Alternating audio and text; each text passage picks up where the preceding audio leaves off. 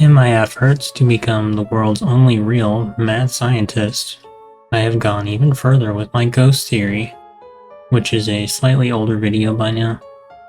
I thought about it for a little bit longer, and I concluded that if there is some type of real energy that exists within all of us, and is affected by conscious attention and belief, then this is theoretically possible to utilize on purpose. That probably sounds like nonsense if you haven't seen the ghost theory video, but trust me, this will make sense in the end, eventually. Before I touch on anything too crazy, let's discuss what I've actually done that can be proven. I possess ancient internet knowledge of yarn doll crafting. I learned when I was like 9 years old, and I never forgot how to do it. So what I did some time ago was make a new one. And by some time ago, I mean like a few weeks, as of right about now. However, I did not make them like I usually did. I shut off all external distractions and focused solely on making this one doll. I chose the colors to mean certain things, and I paid attention to everything I was doing. This is because I wanted to embody the experience of a passionate craftsman. I sometimes do this type of focus when I'm doing other creative things I care about, so I tried it deliberately for this one doll. Now, this is the doll I made. His name is Junior. It's a simple craft to make, but it has significance for me personally. I've made quite a few of these over the years. Possibly hundreds. Let me know if you want a video on how to make these. They're very easy. They're only like 5 inches tall at most. Really doesn't take much. The reason Junior exists is to test a certain hypothesis of mine, and also to be cute, but it's generally for the hypothesis.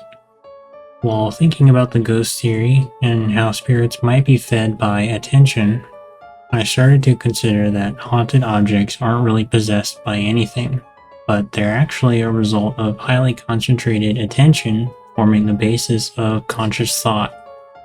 You know, why are most haunted objects dolls? And why older dolls, or handcrafted dolls?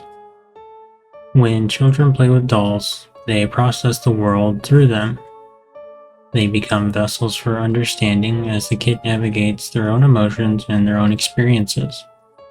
These dolls have life and meaning placed onto them by children. They get names, they get personalities, they become a type of anchor for these intangible human experiences.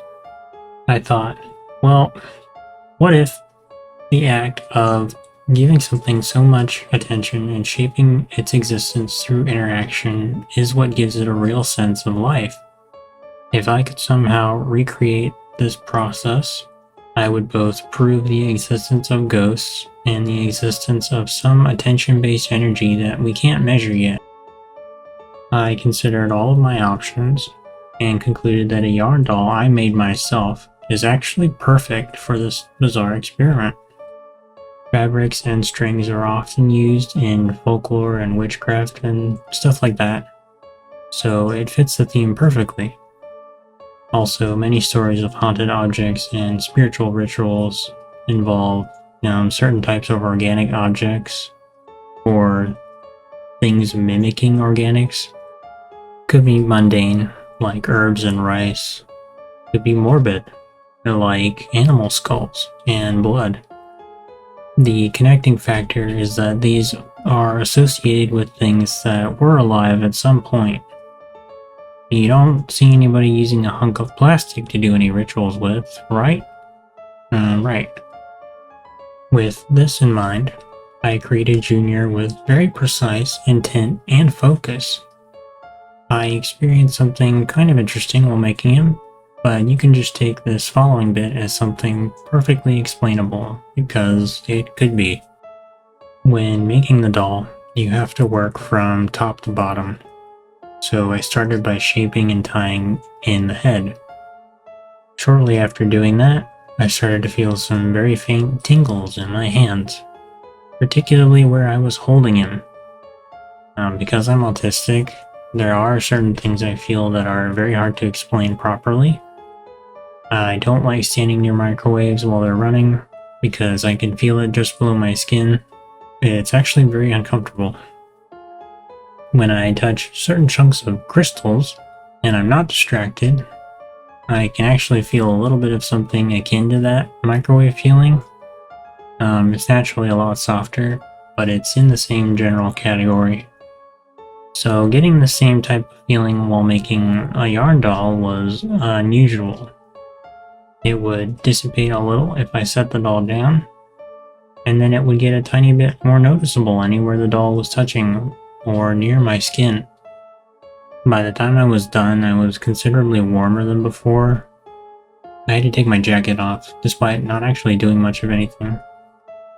All I did was sit there and slowly put together this doll, so it didn't make a whole lot of sense.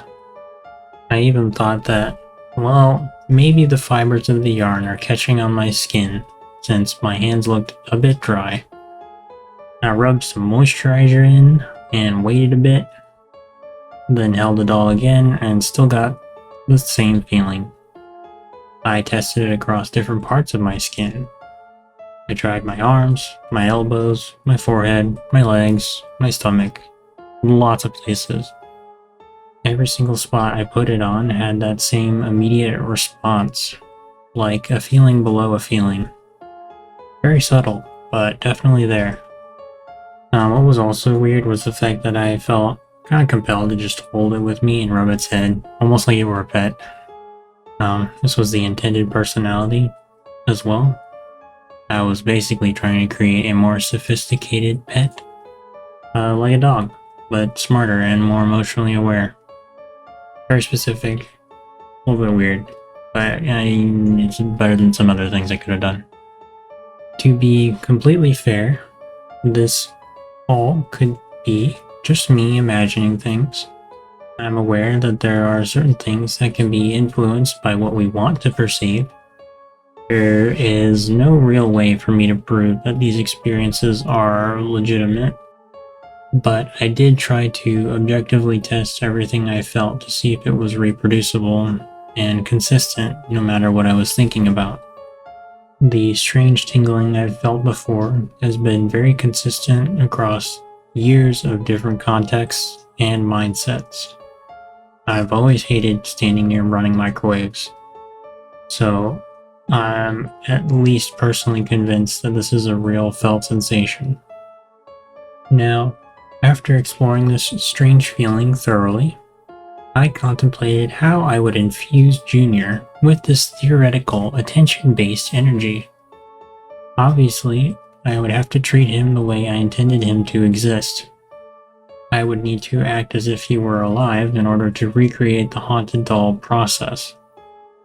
However, instead of using him to work through negative emotions or experiences, I would treat him like a beloved pet and keep my interactions as positive as possible.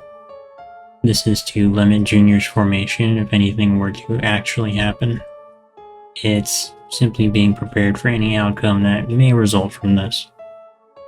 At this point in my notes, it's been a few weeks or so since I made Junior, and things have largely remained unchanged. To be fair, I haven't been doing all that much to influence Junior's development as a possessed doll. I say good morning to him, and take him on my walks with me, and sometimes I'll ask him a question like he could respond, but obviously I don't really get any response. I still feel the strange tingling when I touch him, however, which is very interesting to me personally. I did talk a bit more about what this feeling is in my video about psychic development. To sum it up, I deduce that it's probably related to electromagnetic fields, or at the very least, some kind of electromagnetic interference. I figure that perhaps in the future sometime, I'll get myself a very sensitive EMF reader and try to understand what I'm actually feeling and if it's even possible to measure. I expect that it might be possible, and if it is, then doing so will sort of solidify Junior as an existence. Being able to see the changes in electromagnetic interference would make his development more concrete, and it would theoretically accelerate it. If I had concrete proof of change, it's easier for me to believe. If it's easier to believe, then the amount of focused attention Junior gets increases. If my original theory on ghosts has even some truth to it, this focused attention will maybe create a new consciousness. How exciting. In all seriousness, the likelihood of anything happening is very low, but it does not seem impossible in my opinion. It would be kind of cool to make a possessed doll on purpose, and it would prove many different things about the world at once. Not only that, but think about how sick it would be to have a possessed doll I made myself to make videos with. I would 100% treat Junior as like one of those companion pets that just follow you around all the time. He'll be the best boy. I might be the only person in the world crazy enough to try it, and autistic enough to turn it into a potentially repeatable process. I'll probably continue this off and on, and eventually give myself a nice EMF reader to do more testing on my own. For now, all I have is a weird sensation in my nerves that can't be externally verified, and may be imagined for all I know. I'll probably make another video about it if anything strange happens that I can actually show on video. In the meantime, I suppose the possibility is all I have to offer. But sometimes a possibility is all you really need.